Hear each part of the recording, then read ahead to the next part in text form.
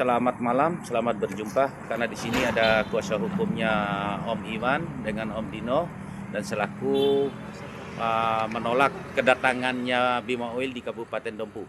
Mohon tanggapannya dari kuasa hukumnya langsung Pak Amirullah SH. Terima kasih.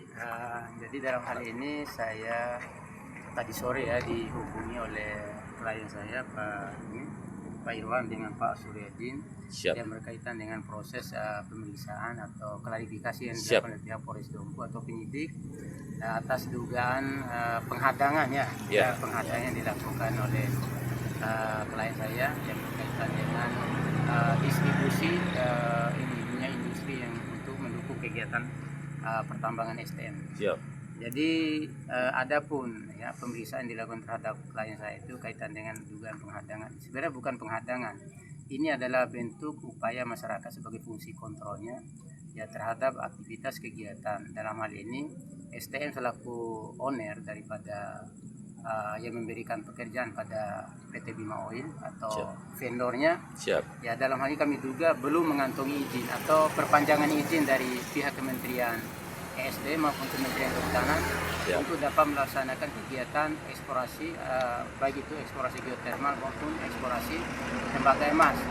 Tentu dalam hal ini dalam kegiatan eksplorasi ini diberikan dukungan dalam bentuk suplai bahan bakar minyak industri untuk melaksanakan kegiatan di lapangan. Adapun yang kita persoalkan juga kaitan dengan indikasi bahwa PT STM hari ini belum mengantongi izin sehingga belum memiliki legalitas untuk membuat MOU atau kontrak kerja dengan PT penyuplai minyak industri ini. Itu menjadi tanggapan kami, respon kami kenapa hari ini klien kami diperiksa karena diduga melakukan penghadangan, padahal ini sebagai bentuk fungsi kontrol teman-teman atau klien kami ini dalam hal melakukan pengawasan terhadap aktivitas pertambangan supaya ada efeknya memberikan kontribusi untuk daerah ketika proses kegiatan ini berjalan dengan sesuai dengan aturan. Jadi seperti itu. Harapannya Pak pengacara langsung ini untuk terkait Bima Oil-nya, harapannya? Harapan kami tentu dalam hal ini karena memang ini klien kami sudah dilaporkan tentu kami mengharapkan juga pihak perusahaan penyuplai bahan bakar minyak industri ini harus mampu juga melengkapi dokumen-dokumennya, izin-izinnya. Jangan sampai aktivitas yang dilakukan juga ini kan melenceng daripada ketentuan aturan undang-undang. Jadi seperti itu. Dalam hal penyelesaian antara klien saya dengan pihak terlapor ini. PT Bima Oil Nah, izin untuk melakukan RDPU kepada Bima Oil ini. Adapun agenda RDPU kan tentu untuk meminta klarifikasi baik itu dari STM maupun selaku vendor Bima Oil tentang legalitas daripada kegiatan mereka ini. Karena memang seperti apa yang kami sampaikan itu ada indikasi bahwa STM ini melakukan standar ganda dalam hal menerapkan melenceng daripada amanat undang-undang.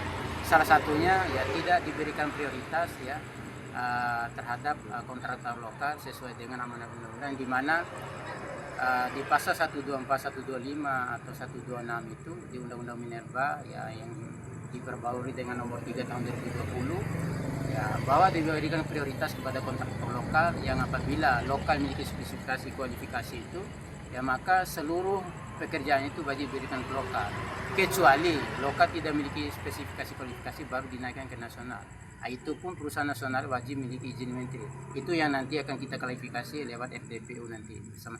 Dan juga kita melaporkan kepada Bupati selaku pemilik wilayah, Gubernur juga kita menyampaikan harapan apabila misalnya Gubernur tidak menanggapi apa yang menjadi amanat undang-undang ini, kami dapat mengajukan surat atas nama masyarakat, kerugian masyarakat ini untuk mengajukan meminta pernyataan pendapat daripada DPR untuk melakukan pemberhentian terhadap Gubernur karena dianggap telah melakukan pelanggaran terhadap sumpah janji jabatannya, melanggar undang-undang yang dimana ada Undang-Undang Minerba, ada peraturan pemerintah, ada Perda NTB, ada Pergub NTB tentang teknis pelaksanaan untuk mengakomodir wajib mengakomodir jasa pertambangan lokal untuk mendukung kegiatan STM. Dalam hal ini Gubernur dianggap melakukan pembiaran atau abai gitu. Maka dari itu kita berhak untuk mengajukan ya pemberhentian terhadap Gubernur NTB atau meminta pendapat DPR Provinsi NTB agar memparipurnakan pemberhentian terhadap Gubernur kiranya nanti untuk diajukan diuji ke MA. Lalu kemudian MA akan mengajukan ke Presiden melalui Mendagri untuk pemberhentian Gubernur. Mungkin seperti itu. Oke. Nah, itu alur yang nanti akan kita tempuh. Siap. Seperti itu. Siap, makasih.